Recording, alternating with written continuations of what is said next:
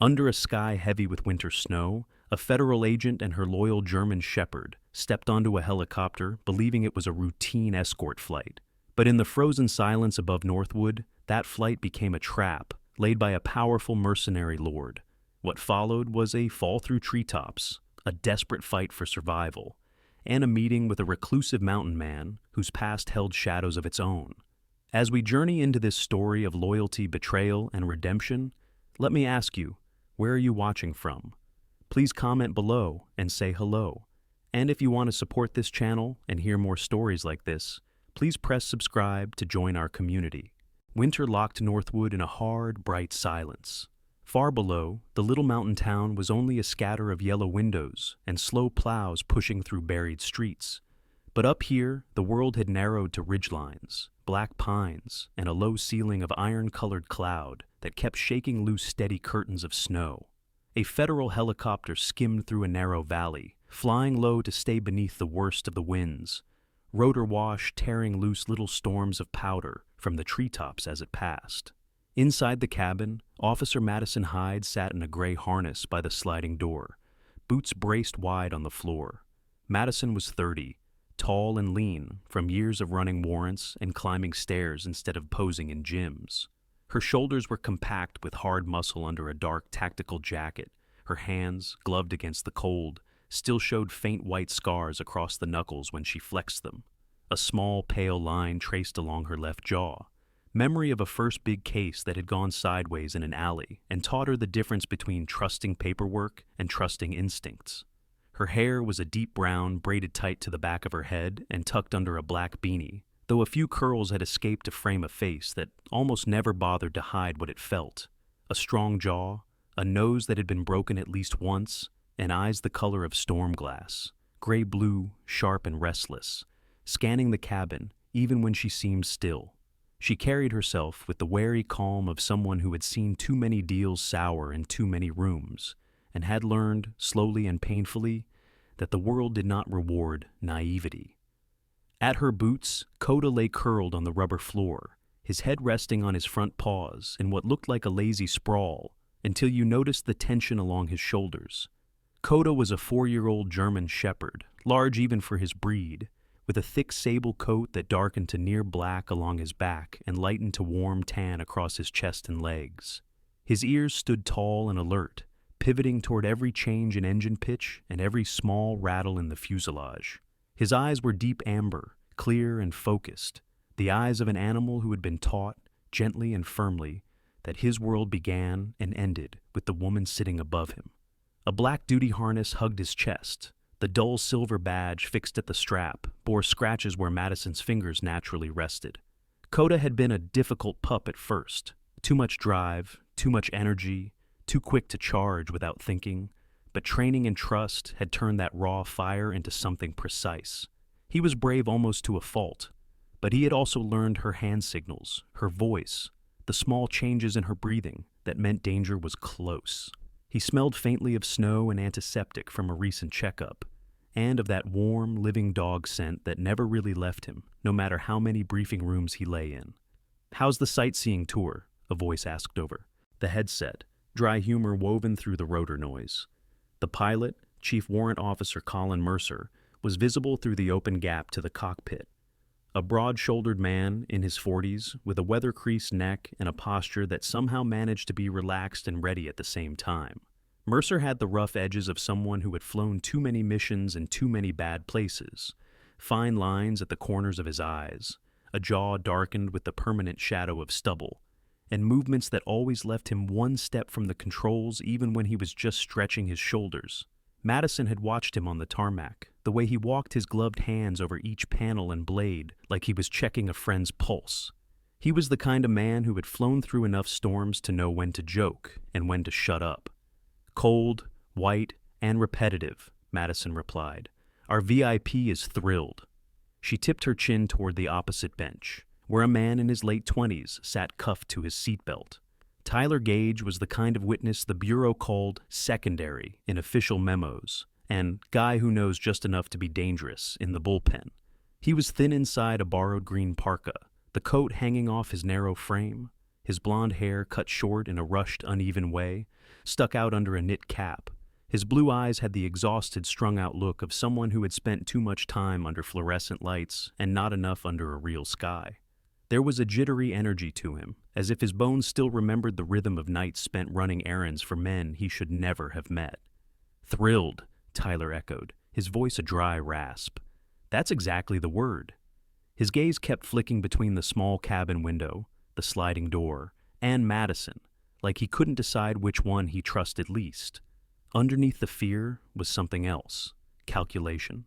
Tyler was afraid of Jericho Slade and afraid of prison, and he was still quietly weighing which of those fears might kill him first. Outside, the valley tightened as the helicopter followed the curve of a frozen river. Pines rose up on both sides in dark walls, their branches bowed with snow. Farther off, the peaks vanished into cloud, but here the air was clear enough to see the way the wind carved drifts into strange, sharp shapes. Northwood National Forest in winter was a place that swallowed noise. The helicopter's thrum bounced off rock and trees, came back thinner, as if the land were absorbing it, considering it. Madison let herself look for a heartbeat, then dropped her gaze to the front of her vest. Beneath the zipped fabric, resting in an inner pocket against her ribs, a slim encrypted drive sat like a second pulse. On it was what she had spent the last weeks bleeding her attention over: shipping manifests that didn't match, serial numbers that appeared in war zones where they were never supposed to exist, grainy photos of experimental weapons in hands that should never have touched them. When you laid it all out, thread by thread, it spelled a name: Jericho Slade. There had been a time when that name was printed under words like hero and decorated officer. In his official photos, he was all square jaw, dark hair threaded with early gray, shoulders broad under a dress uniform. In the reports Madison had dug through, the story bent in the same place: a mission gone wrong overseas, a unit lost. Details blurred and softened until the paper read like a eulogy, followed by a shrug. Slade had walked away from the service not as a broken man, but as someone who had learned exactly how much destruction could be created when no one was really watching. Now, he built private armies out of ex-soldiers and mercenaries, moved weapons that technically did not exist, and sold his anger to the highest bidder. Madison had been moving on his trail long enough to know two things: he was clever, and he was vicious. The drive at her chest was the first thing she'd held that felt like enough leverage to hurt him, if she lived long enough to deliver it. Something cold that had nothing to do with the air curled along the back of her neck. Madison's gaze shifted to the man sitting nearest the sliding door. He wore matte black tactical gear, with all the right patches in all the right places. Federal insignia, unit tag, flag. His helmet's visor was angled down enough that she couldn't see his eyes behind his goggles. On paper, he was just another aircrew member. In the flesh, something didn't fit. He was too still, not with the lazy sprawl of boredom, but with the contained stillness of a spring held under tension. She had seen that posture before, in small rooms just before doors went in. Two other men in similar gear occupied the shadowed stretch of cabin, closer to the cockpit. She'd registered them earlier as shapes and equipment, nothing more. Now, as the unease grew, she noticed how their gloved hands rested a little too close to their belts, how no one bothered with the half-bored banter she was used to hearing on transports. She thumbed the radio clipped at her vest, more out of reflex than conscious plan. "Control, this is Hyde on Eagle 4, she said. "Status check, confirm route and crew." Silence met her ear, no static, no faint echo of other traffic, just a flat absence. She adjusted the dial, cycled through the presets. Nothing changed. "Mercer," she called forward. "I'm not getting anything on comms. You?" There was a microscopic pause before his answer, small enough that someone who didn't live on tension might have missed it. "Valley interference," he replied. His tone was easy. "We'll clear it once we're over the ridge." Coda's ears snapped into a sharper angle. A low growl started deep in his chest, more vibration than sound, traveling up into Madison's boots. The man by the door shifted, his gloved hand sliding just a fraction closer to the holstered pistol at his hip. Tyler saw it too. Madison watched his pupils widen, his fingers tightening on the webbing of his harness. Madison let her own hand drift toward her sidearm, in a motion so casual it felt like part of a stretch. "Something I should know about?" she asked. Her voice was mild, her pulse was not. Two more men uncoiled from the narrow gap toward the cockpit, shapes that had been half shadow a moment before. They wore the same black gear, the same patches. Their jaws were clenched, their mouths set in the kind of lines you see on people about to do something they have already convinced themselves is necessary. The cabin felt smaller all at once. The helicopter's thrum became a cage. "Officer Hyde," the man by the door said. His voice was low and rough, carrying easily over the engine. He said her name like it was a line on a file, not a person sitting 3 feet away. "I'm going to need your weapon." Madison's fingers stilled just short of the holster. "We both know that's not in the flight checklist," she replied. "You want my gun, you go through control on an open channel." "Control isn't listening," the man said. He reached for the door handle and yanked. The sliding door rattled open a third of the way with a harsh scrape. A blast of air knifed into the cabin, cruelly cold, rich with the sharp, clean smell of pine and snow.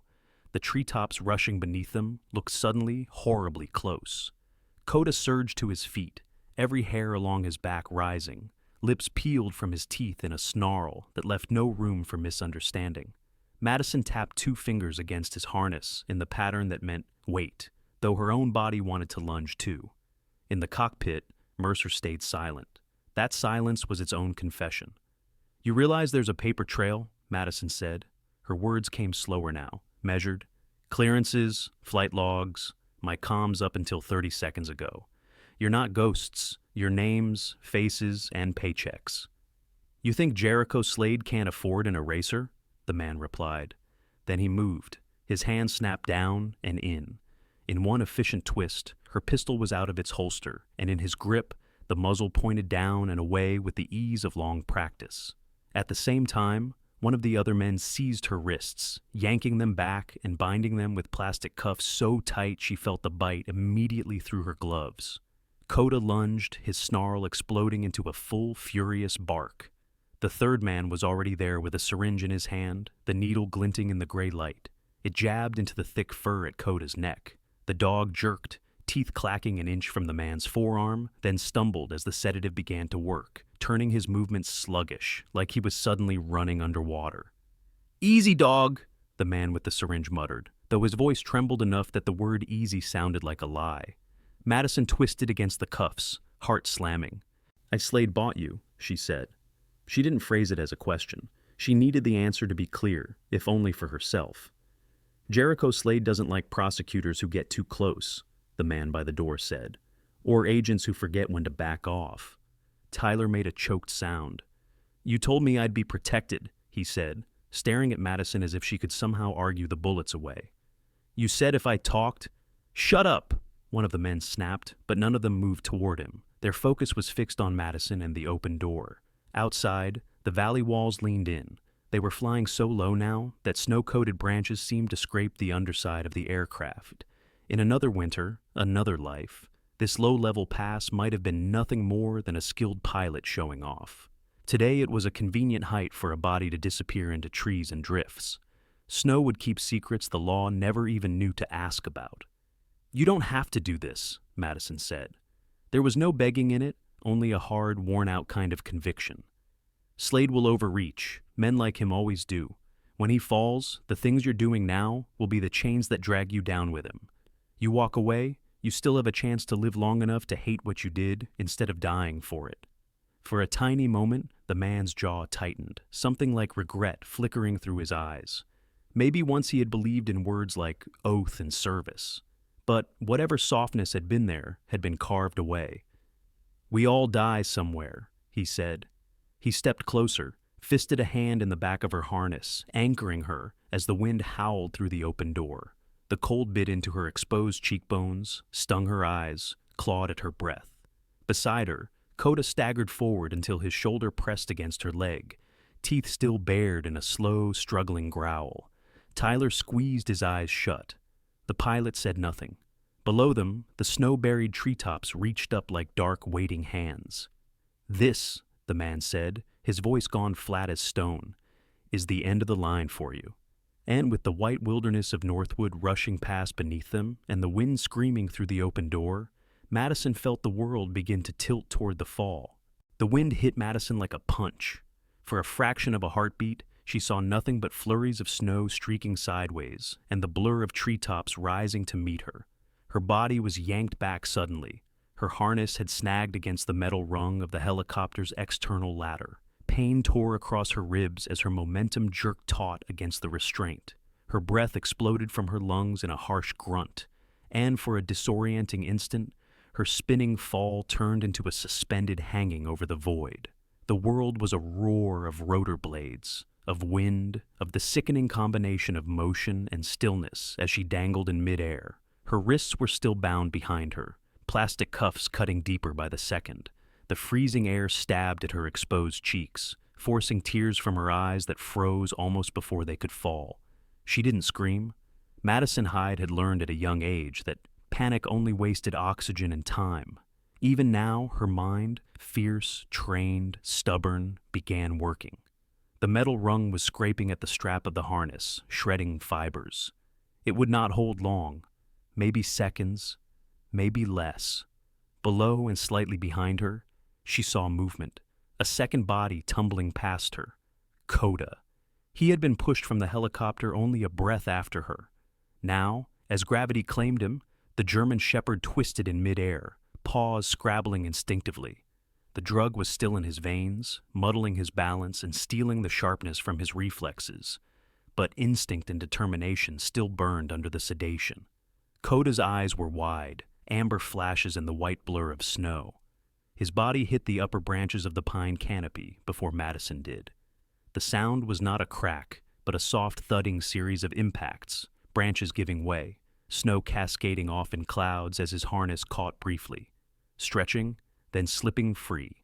Then, Madison hit. The strap tore loose from the ladder at that exact moment, and she plummeted straight into the black-tipped branches of the same pine that had already broken Coda's descent. The impact slammed her shoulder first, then her ribs. The world exploded in white pain. The branch under her weight gave way, sending her tumbling downward in a mess of needles and snow. Her body was spinning, limbs uselessly bound, unable to break or steer her fall. A second branch caught her, hard, against the torso. She felt something tear deep inside, a pain bright and sharp like a silver spike between her ribs. And for a moment, she wondered if this was the injury that would finish her. Then she fell again. Another branch, another impact, this time spinning her sideways so that the next one struck her hip rather than her chest. Snow billowed around her like feathers from a ruptured pillow. When she finally cleared the lowest branches, her body hit a steep snow-covered slope. The world turned into motion, sliding, hurtling, scraping. She rolled sideways, the snow cushioning some of the fall, but not all. Ice and hard-packed layers bruised her through her clothing, and each bounce sent a shock through her shoulder and ribs. She came to rest in a deep drift, half buried. Her lungs fought for air. Every breath stabbed. Her left shoulder was wrong, dislocated, and her chest throbbed with a rhythm of agony that told her at least 2 ribs were cracked, maybe more, but she was alive, barely. Somewhere above, the helicopter engine tone wavered. Madison forced one eye open against the snow, stinging her eyelashes. She could see the aircraft banking away, shrinking in the sky. They didn't bother to confirm the kill. In their minds, the fall itself had done the work. Jericho Slade's operatives had no imagination for miracles. She lay there for a moment, not just from injury, but because her mind was reconnecting to her body in stages. She tested her fingers, numb, toes still attached. Her wrists were still bound behind her, the plastic cuffs cutting into the fabric of her gloves. Her breathing remained shallow and uneven. "Coda," she rasped. At first there was no answer. Then, snow shifted somewhere nearby. A muffled whine. Madison turned her head slowly, vision tunneling as pain flared along her ribs. There he was. Coda lay a few meters downslope, half buried in the drift. His hind leg was twisted awkwardly under him. No broken bone visible, but the joint was swollen, fur torn around the upper thigh where the skin had scraped against bark. Blood touched snow in a faint red bloom. "Hey," Madison whispered. "You're okay?" It was more prayer than statement. Coda moved his head, just barely, his eyes half closed. Sedation still dulled his reflexes. His breathing was shallow but steady. Madison tried to sit up. That was a mistake. Lightning bolts of pain shot through her chest. Her vision whited out for a moment. She clenched her jaw, swore silently, and pushed through with gritty discipline. Getting upright 1 inch at a time, she allowed her knees to take the weight, then her hip. Her shoulder remained limp, dislocated, and screaming. When she was finally sitting rather than lying, she allowed herself one deep, shuddering breath, then two.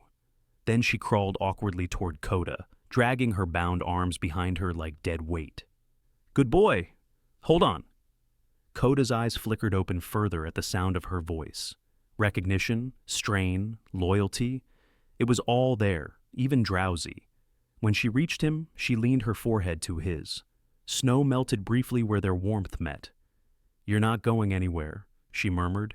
His tail thumped once against the snow, weak but present.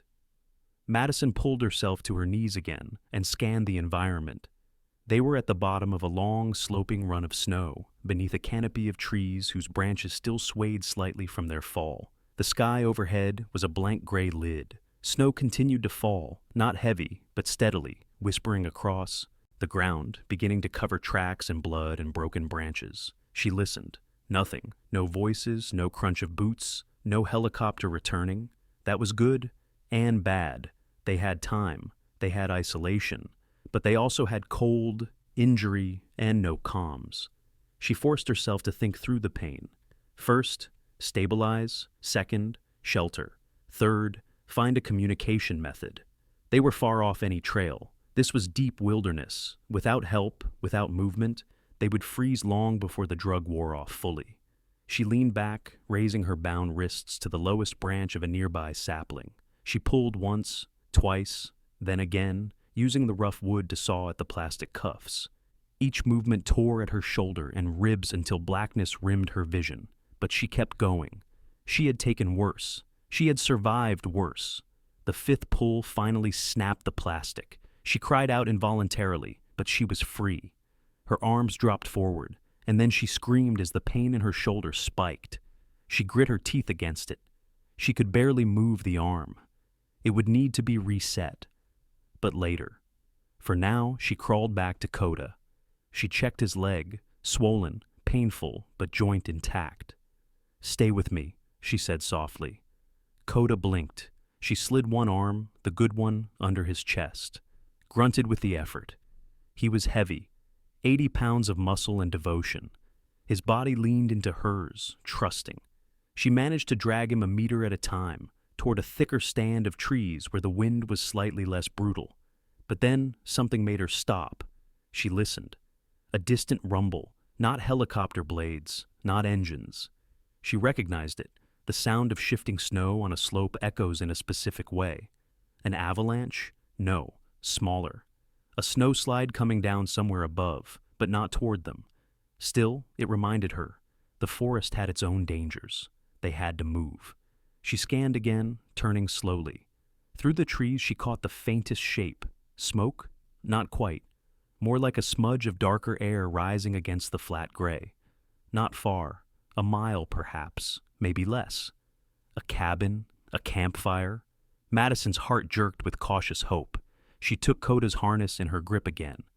"We're going," she whispered, and slowly, painfully, stubbornly, Madison Hyde began crawling, dragging Coda through the snow toward the faint sign of possible shelter, leaving behind a shallow trench in the white. Above them, somewhere in the sky, the helicopter dwindled into silence, its crew certain they had erased a problem. But Northwood had witnessed stranger survivals than this, and some people, some dogs, refused to die when the world expected them to. The snow began to fall harder. The forest had grown quieter as afternoon waned, as if snow had swallowed every sound except the shallow breaths of two survivors struggling against cold and injury. Madison's feet sank with every step, and Coda's weight dragged at her good arm like an anchor made of loyalty and muscle. Eventually she reached the denser trees where the wind eased slightly, making the air feel less like knives cutting at exposed skin. Here, the snow gathered in mounds around the roots of old pines that stood like silent sentinels. She had to stop. Her heart thudded sluggishly under her cracked ribs. Her breath came ragged. Coda's head rested on her boot, and though sedated, he cracked an eye open whenever Madison ceased movement, still guarding her even when barely conscious. She leaned against a tree trunk, letting herself sink into the snow. The bark was rough at her back, but solid, rooted, immovable. She envied that. Just a minute, she promised her body. Just a breath. Then we move again? But her body was already letting go. She didn't remember closing her eyes. Only the crunch of distant footsteps pulled her back. Not many, 2 sets, measured, slow. She froze, breath caught in her throat. Not the mercenaries, their stride was different, heavier, more tactical in rhythm. This was careful, searching. Then a voice, just barely audible over snowflakes. "Easy, Buck. Easy, boy." A dog. Madison's eyes opened fully now. A dog's presence in the wilderness was more unusual than a human's. Through the blur of white, she saw movement. First a shape of warm brown fur, low to the ground, moving with a deliberate but aged steadiness. A dog, yes, an older one, with a grizzled muzzle, ears bent slightly lower, tail wagging in slow curiosity rather than alert defense. His body was sturdy and broad-chested, fur thick and shaggy, a mix of shepherd lineage and winter survival. His eyes were the calm kind, a deep, weathered amber belonging to a creature who had long since learned that everything could be survived if you simply faced it without fear. He approached Coda first, gently, like an old teacher greeting a wounded student. Behind him came his master, Reed Lawson. He was in his mid-50s, though the years had carved more story into his features than number. Reed was tall in that straight-backed mountain way, shoulders broad under a patched wool coat. His hair was silvering at the temples, his beard more snow than iron, his nose prominent and slightly crooked, the memory of fists or falling debris in past service. There was a tiredness in his eyes, a deep, quiet sadness, not of someone broken by life, but someone who had survived something that never truly healed. Reed Lawson had once been the sheriff of these mountains. He had come here after the worst storm of his career, a blizzard that swallowed a rescue team and left him the sole man pulled out alive. He had stepped down voluntarily, taken his pension, retreated to the woods with his old partner Buck, choosing solitude over ceremony. Now he stood before Madison. His boots stopped only a few steps away. His eyes studied her, not with suspicion, but with assessment. This was a man who had seen bodies in snow before. He recognized the living ones. "You fell," Reed said simply. It wasn't a question. Madison couldn't speak at first. Her throat was too tight, her breath too thin. Finally she managed, "Helicopter. Ambush." Reed's eyebrows drew down, not surprised, but resigned. Like this confirmed something he had suspected for years. Buck approached Coda carefully, tail wagging. Coda let out the smallest growl, too weak to threaten, more reflex than intent. Buck paused, then simply lowered his head and pressed his muzzle lightly against Coda's side, a gesture that said, "You're safe. No pack hunts you here." Madison swallowed, blinking snow from her eyelashes. I need help." Reed didn't hesitate. He slung the heavy utility bag from his shoulder to the ground, pulled out a thick wool blanket and draped it over Madison. "I'd ask if you're injured," he murmured, "but that's obvious."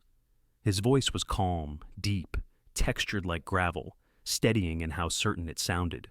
He pulled a fold of blanket around Coda too, tucking him beside Madison. Coda's eyes fluttered, and he exhaled something between a sigh and a faint whine of relief. "How far?" Madison asked. "My cabin's 30 minutes downhill," Reed said. "Less if I pull you." He whistled once to Buck. Buck trotted ahead. Madison blinked. "Pull me?" Reed reached back into the trees, fingers closing around a wooden sled. Small, worn with use, reinforced with rope. A mountain man's stretcher. He maneuvered it behind her, then lifted Madison carefully, stronger than his age suggested, lowering her onto it. Every movement ignited pain in her shoulder and ribs, but she made no sound. Reed noticed anyway. "Broken?" "Cracked," she rasped. "Shoulders out."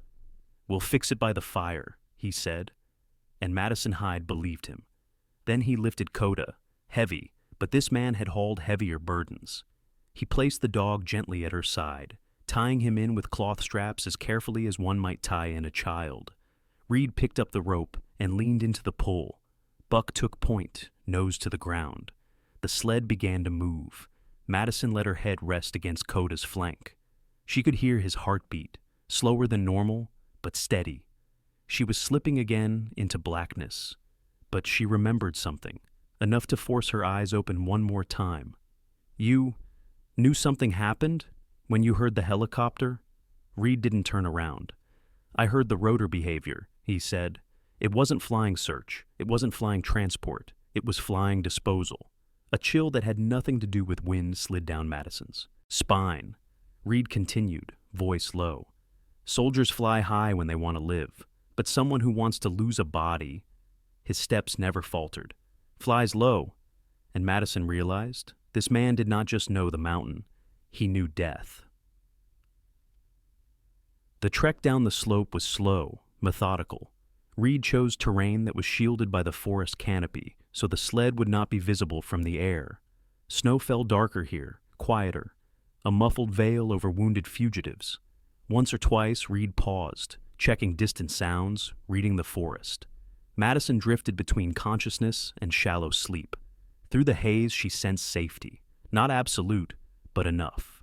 Enough for her body to stop fighting the inevitable shutdown. Snow thickened, the air dimmed. Buck barked once, a sharp signal. Reed turned. Over a small ridge of snow, dark wood emerged, neatly stacked boards, hand-cut planks, a roof heavy with white, a cabin, not abandoned, lived in, warmed by life. Reed tightened the rope and pulled faster the last few meters. He stopped at the door and gently touched Madison's shoulder. "We're here," he said. Her eyes opened with painful slowness. Warmth waited inside. Light from a fire flickered through frosted windows. Buck pushed the door with his muzzle and entered first. The scent greeted them. Wood smoke, boiled snow water, dried herbs, and something like safety. Reed carried Madison inside. He laid her on a makeshift cot by the fire. Then he unfastened Coda. He placed the dog right beside her. Coda exhaled softly, nostrils twitching from the heat. Madison managed a rasping whisper. "Why, help us?" Reed shrugged off his coat, hanging it by the hearth. "Because I've buried enough bodies in these woods," he said quietly. "I don't need two more." As the fire crackled, its warmth seeped into frozen bones and frost-chilled spirits. Madison's eyes closed, not from passing out this time, but because the body had received permission to rest. Reed knelt beside her. He brushed snow from her hair. Then he looked at Coda, whose eyes fluttered in drowsiness. His voice softened. "You kept her alive up there, didn't you?" And for the first time since the fall, Madison slept without fear. The storm outside had settled into a quieter rhythm, snow drifting down in feathery spirals that whispered against the cabin windows, like the ghost of wind rather than the real thing. Inside, the orange glow of the fire spread over the wooden walls, softening the sharp edges of night. Madison drifted up from unconsciousness slowly, as though swimming through deep water toward air. The first thing she felt was warmth, the heavy kind that sinks into bone, not just skin. The second was pressure across her chest, snug bandaging, firm but not suffocating.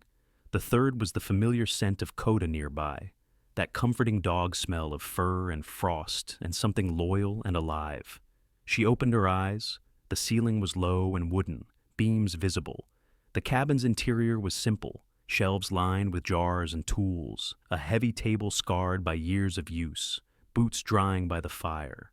Nearby, on a wool rug, Buck lay curled with his nose under his tail, breathing slow, steady breaths of an old animal who had earned his rest. Coda was only a foot away, lying on a padded blanket. His hind leg was bound with clean linen and a carved splint, a surprisingly careful piece of wilderness medicine. The fur around his wound was clean now. The bleeding stopped. He wasn't fully awake yet, but his muzzle twitched in small dreams. Then Madison heard the sound of water simmering, a pot on the fire, and a voice, low, steady. You're lucky your lung didn't collapse. If the rib had broken inward instead of outward, you wouldn't have made it. She turned her head, slowly, to see Reed Lawson kneeling beside her. He held a bowl of hot water in one hand and a blood-stained cloth in the other. He had removed his coat, now wearing only a flannel shirt with sleeves rolled up, revealing arms that were still rope-muscled, despite age. There was a lightness to his movements, unhurried, practiced. "How long?" Madison whispered. "Since I dragged you in?" Reed did a small calculation in his head. "About 12 hours. That long?" Madison tried to shift, but Reed's hand landed gently on her shoulder, her good shoulder, and guided her to stillness. "You move too much, and your chest will remind you who's in charge," he said quietly. Madison exhaled. Even that hurt. Reed dipped a cloth into the bowl and pressed it gently against her temple. She hadn't realized until then that dried blood streaked through her hair from some unseen gash. "I reset your shoulder," Reed said, almost casually. "You screamed loud enough to scare every bird out of every tree in Northwood. But you're fine now. Or fine enough." Madison managed a weak laugh. "I don't remember." "You weren't really awake for it," Reed replied. "And you can thank the snow whiskey I poured down your throat." Madison blinked. "You drugged me?" "Only because you'd prefer that to feeling your arm get shoved back into its socket." She had. To admit, he probably had a point. Her gaze drifted to Coda. "How is he?" Reed followed her eyes. "Pulled some muscle, maybe tore a ligament, but he's tough. He'll walk again long before you're jogging." Coda's ears twitched faintly at the sound of voices. Madison's voice lowered. "Thank you." Reed stood, placing the cloth back in the bowl. He paused, then looked at her more directly. "You're going to need more than bandages," he said. "I got enough of your story last night to know you're not just some unlucky hiker.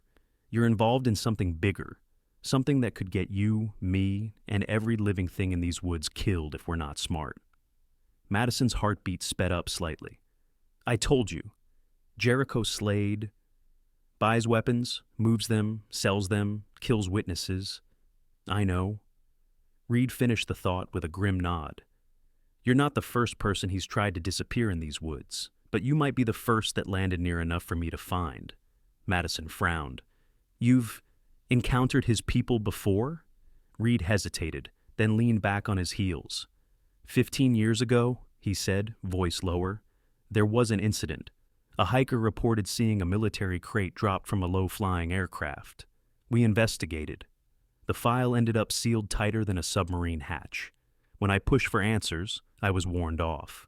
Officially, I was told I'd reach beyond my jurisdiction.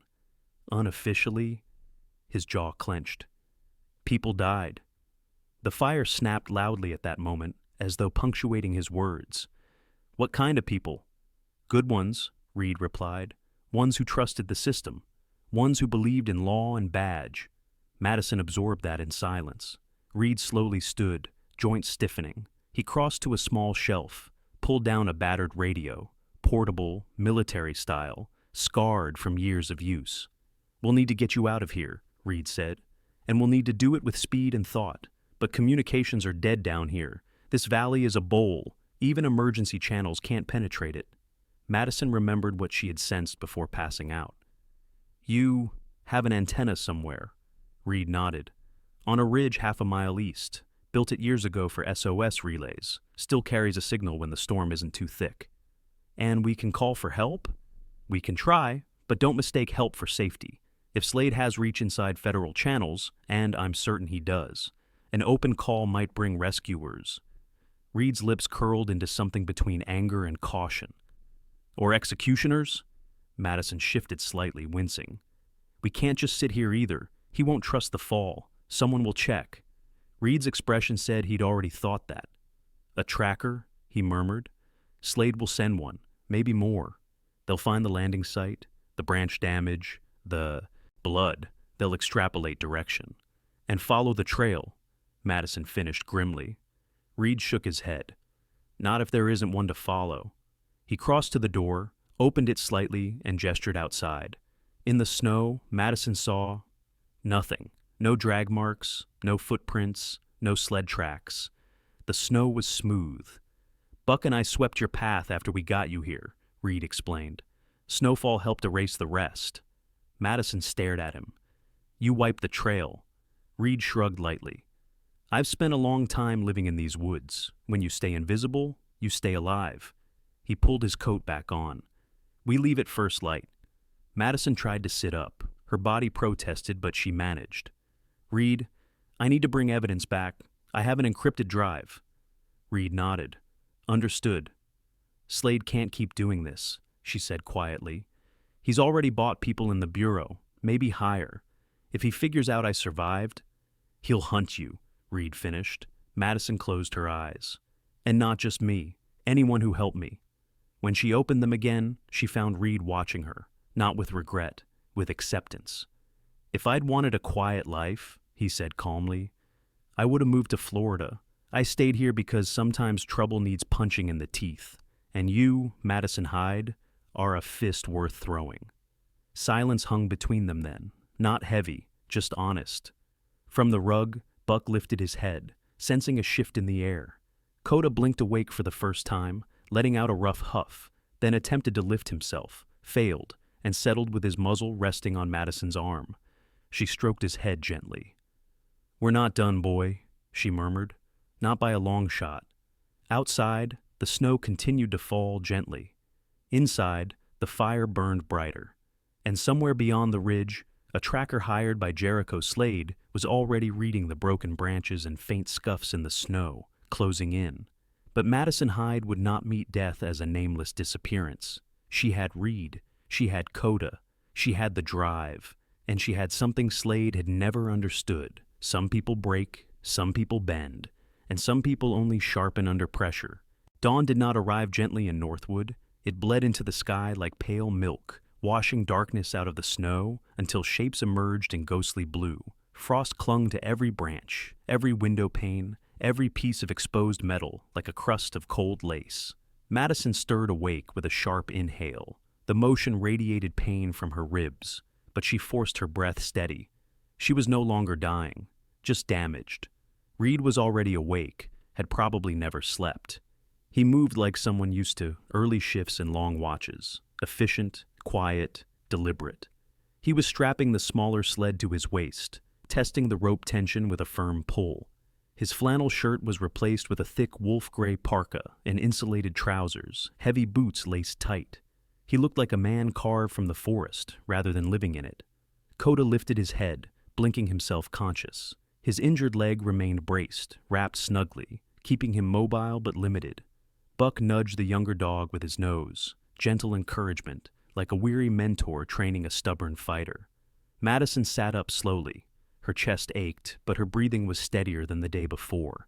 The bandages helped, so did the fire, so did hope. What's the ridge like? She asked, voice rough. Icy, Reed replied, without looking back. Steep, unforgiving, and the only place we can get a clean signal out. Madison eased to her feet. Reed offered her a pair of winter crutches fashioned from carved branches and wrapped leather, makeshift but sturdy. You thought of everything, she said. I've had years to, he answered. Madison's eyes lifted to the window, northward. Trees stretched endlessly, their shadows like stripes across the snow. But she didn't see the beauty. She saw risk. He's coming, she murmured. Reed nodded. Yes, we have to stay ahead of him. Not far from where Madison and Coda had fallen, another set of figures moved silently through the forest. Jericho Slade had sent a single tracker, a tall, wiry man named Omar Briggs. He was in his 40s, lean muscle under brown weather gear, with dark skin weathered by decades of survival work. He was not a soldier nor a cowboy hunter. He was something older, a reader of land, a translator of terrain. He crouched at the drop point, his fingers brushed torn pine needles, broken branches, faint blood on snow. His expression did not change, but something settled in his mind, an awareness. They lived, he murmured. He stood. Two armed men behind him shifted, uneasy. You're sure? One asked. Briggs nodded once. The forest speaks if you pay attention. He pointed downslope. There's a drag path. Someone pulled them, someone strong, smart enough to choose route under tree cover. Then we follow, the other man said. Briggs's gaze turned sharp. No, we follow slow, careful. They're not the only ones who know how to hide a trail. He adjusted his pack, then continued forward, footsteps so precise that he left almost no mark. Back at the cabin, Reed finished loading their supplies. Madison steadied herself on her crutches, then fastened her coat. Coda limped forward, refusing to be carried. Buck walked alongside him, a steadying presence. In front of the door, Reed turned to Madison. "No firearms," he said firmly. "Confrontation helps them more than us." Madison hesitated. Without her gun, she felt naked, but she nodded. "Fine, but I know how to throw a crutch if it comes to that." A tiny smile tugged at the edge of Reed's mouth. "I'll keep that in mind." He secured the cabin door, more habit than necessity, then began pulling the sled. The group moved into the forest. The snow made no sound beneath them except a faint crunch from Madison's cautious steps. The climb toward the ridge began gradually, gentle sloping terrain, but soon grew steeper. Reed kept a careful pace, pulling the sled, ensuring Madison could keep up without pushing her breathing into danger. Coda walked beside her, occasionally glancing up to check her pace. Buck trotted ahead, tail stiff, nose lifted, scouting. Madison spoke quietly. "You know, when I joined the Bureau, I thought I was entering a world where good and bad were separated clearly, where you just had to find evidence, present it, and the system would protect the truth." Reed snorted softly. "That's a comforting fairy tale. You sound like someone who tried to believe it once." "I did," Reed admitted. "And then I found out that power corrupts not only men, but structures." Madison stared upward at the ridge crest looming ahead. "And yet, you still help me." Reed's answer was simple. "I don't help systems. I help people." It hit her harder than expected. Halfway up the slope, Reed suddenly paused. His hand rose silently, a warning gesture. Buck stopped immediately. Coda froze. Madison followed Reed's gaze. There, on a tree trunk, faint scrape marks. Fresh, not animal, snow-flattened, vertical. Reed leaned in slightly. "Crampons," he whispered. "Someone climbing ahead or circling down." Madison's jaw tightened. "Briggs?" Reed nodded. "The best tracker in these mountains, and Slade just bought his expertise." "How do we move forward?" she asked. "Not by avoiding him," Reed said. "By outthinking him." He shifted the sled's rope to a different angle, moving them off the main incline onto a patch of wind-packed snow that left shallower depressions. "We go across the ice shelf," Reed said. "No footprints in soft snow, harder to track." Madison nodded. The group shifted direction. Meanwhile, Briggs paused deeper in the woods. He crouched, examining the disrupted pattern of rabbit tracks. Something had passed. Through, heavier, slower, a sled. But now the trail was gone. Briggs smiled slightly. "They got smarter," he said. One of Slade's men muttered, "Just tell us where they are." "They're moving sideways now," Briggs murmured. "Using the crusted snow layer. Clever. Slows down pace but hides direction." He stood slowly, scanning. Then he pointed. "Upward, toward the ridge." The two armed men shifted their rifles. "Then we'll catch them at the top." Briggs' smile faded. "If we catch them too soon, they might do something desperate, and desperation can become unpredictable."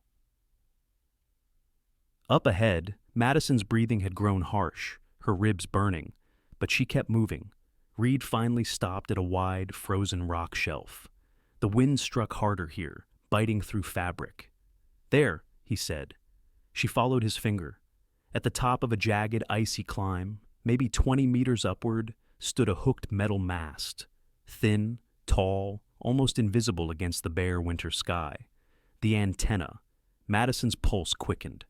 "If we reach that, we can call rescuers," Reed confirmed. "But they might not all be friendly." Madison nodded. "And we'll have to pray the first ones who arrive are." They climbed. Buck went first, chiseling footholds. Coda limped carefully behind Madison. Reed anchored the sled at the bottom of the scramble and climbed beside her, ensuring she didn't lose footing. Every movement hurt, but she climbed. At the top, the signal mast groaned in the wind. Reed reached into his coat, withdrew a radio handset. He clipped it to the lead. Static cracked. Madison held her breath. Opie, do you copy? A voice, it was faint but real. Reed steadied the connection. This is Lawson, reporting emergency. We have federal agent down, requesting... A sudden sound split the air. Not static, not wind, a gunshot. It hit the ice just beside them, snow spraying upward. Madison instinctively ducked. Reed pulled her down against the rock. From tree line below, a voice shouted, "We have you in sight!" Another gunshot cracked. Not aimed to kill, but to pin. That was worse. They wanted capture. Madison's teeth clenched. Reed spoke low, grim. "They found us faster than I hoped." Madison whispered back, "Then we hold them off long enough." She looked upward at the flickering antenna. For help to come from above.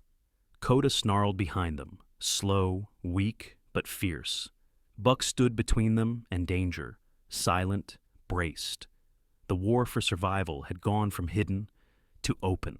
The bullets stopped for a moment. The wind kept howling, snow swirling around the ridge like pale smoke. Madison's cheek was pressed against the ice, her breath fogging the surface inches from her face. Her heart hammered, not from fear, but calculation. Every second they were alive was borrowed time before either help or death arrived. Reed eased himself up enough to peek over the ridge edge. Two men advanced through the trees below, dark shapes moving with disciplined intent. Beyond them moved Omar Briggs, walking slow, rifle held low, gaze scanning like a predator that never wasted motion. Buck crouched beside Reed, ears flat, body taut with protective attention. Madison reached behind her and felt Coda press against her hip, breathing ragged. Even hurt, even sedated, even exhausted, he was guarding her. She shifted her hand, and his muzzle nudged her fingers. It felt like reassurance. Down below, one of Slade's men shouted, "Drop the radio! Hands up!" Snow whipped the sound apart. Reed's jaw tightened. "They don't want rescue coming," he murmured. Madison whispered back, "They want to take me alive long enough to silence me in a body bag later." Reed turned to her, face hardening.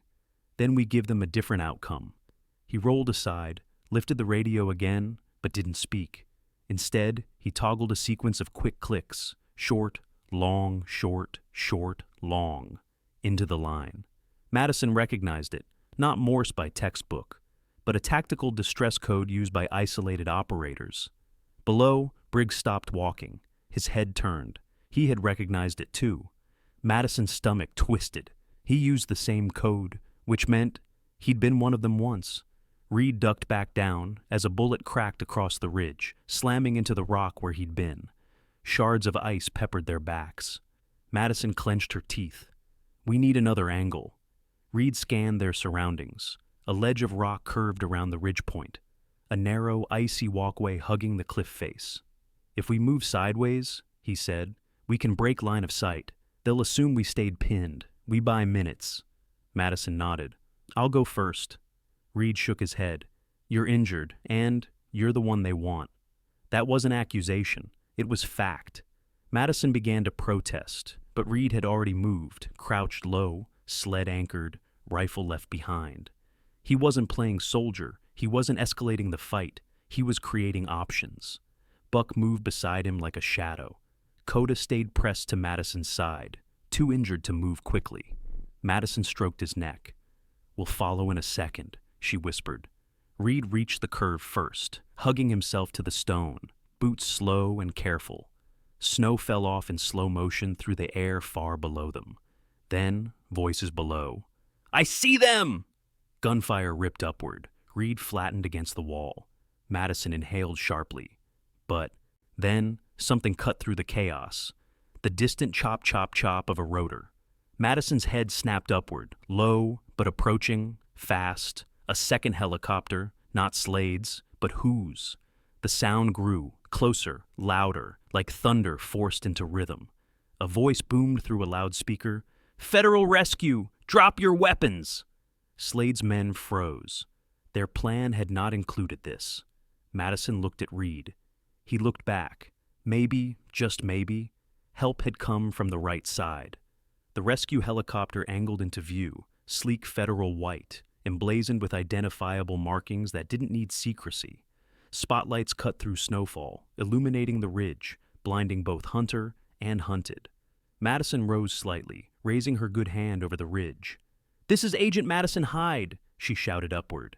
"Confirm ID, badge 47513. The loudspeaker replied instantly, "Hyde, confirmed, hold position. We're securing the site." Wind battered the ridge. Below, one of Slade's men panicked and fired wildly at the chopper. Instantly, two federal snipers seated in door positions returned precise fire, not lethal, but devastating, shattering the rifle from his grip and knocking him backward into the snow.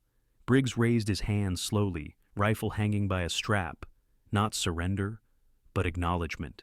He knew the difference between a kill zone and a lost field.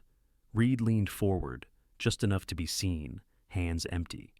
The helicopter lowered a vertical extraction line, swaying in the blasting rotor wash. Madison turned to Coda. "We're going home."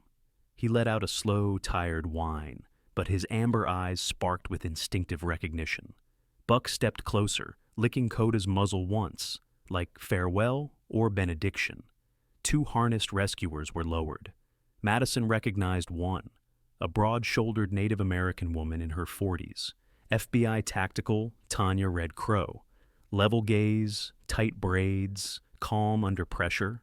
Madison felt a sense of relief just seeing her. "Hyde," Red Crow called. "You look like hell." Madison managed a strained smile. "You should see the other guy." "Which other guy?" "All of them," Madison replied. Red Crow barked a short laugh. Then her tone sobered. "We've got you, and your evidence." Reed shifted, careful. "She also has a civilian here to thank." Red Crow nodded to him. "We noticed his footprints, clean, experienced." Reed shrugged. "I just don't like burying people." Briggs spoke then, one of the few sentences he'd uttered aloud. "She led us to Slade." Red Crow turned to him. "You're Briggs?" "Yes." "You're under arrest." "Fine," Briggs said simply. "But I'll testify." Madison stared. That was unexpected. But then, some men didn't need redemption arcs. Some just chose a direction. Minutes later, Madison was strapped into the extraction harness, Coda beside her, buckled into a canine lift cradle. Buck watched from below, Reed's hand resting on his head. Madison looked down, meeting Reed's eyes. "You saved us." "You're going to make sure it mattered," Reed replied. "I will." A pause. Then Madison reached inside her inner lining, retrieved the encrypted drive, and handed it down to Reed. "Hold this for now." His brow furrowed. "Won't you need—" "I trust you more than whoever's waiting at HQ," Madison said. Reed accepted it, carefully, as though holding something holy. Snow blasted around them as the helicopter strained to lift. Madison rose off the ice, weightless.